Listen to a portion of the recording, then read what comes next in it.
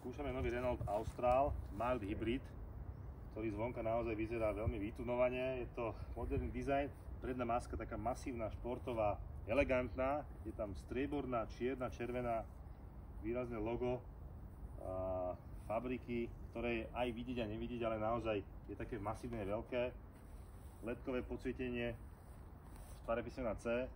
Celkovo tá maska pôsobí aj elegantne, aj športovo, moderne. Kombinácia farebná, hovorím, pekná, červená s čiernou a striebornou, úplne že super. 20-kové kolesa, nie je čo dodať samozrejme. Výbava je Esprit Alpine, takže naozaj veľmi príjemné na používanie. A v zadnej časti vozidla dostatok priestoru aj pre takých veľkých chlapov ako som ja. Keď si sadnem, neviem to, že mám posuvné sedadlo v zadnej časti, viem posúvať dopredu, dozadu, ale aj nad hlavou mám dostatok priestoru, čo sa v mnohých autách nestáva. Väčšinou, keď ja sedím vzadu, tak si tú hlavu opieram o strechu alebo o čalúnenie.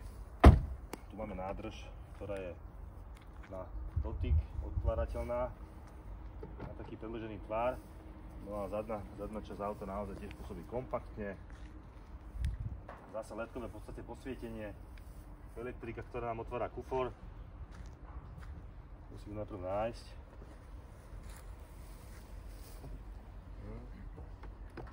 Poďme na to.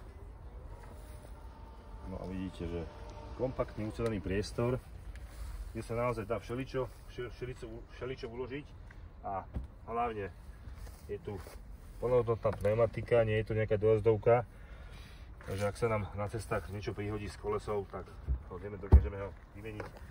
Verím, že to zvládne každý z nás. Čiže celkovo to auto hodnotím ako príjemné mestské SUVčko.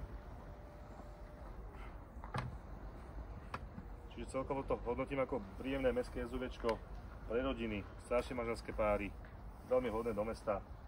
Dobrá spotreba, dobré jazdné vlastnosti, nie je mu čo vytknúť naozaj. Mi sa to ľúbi.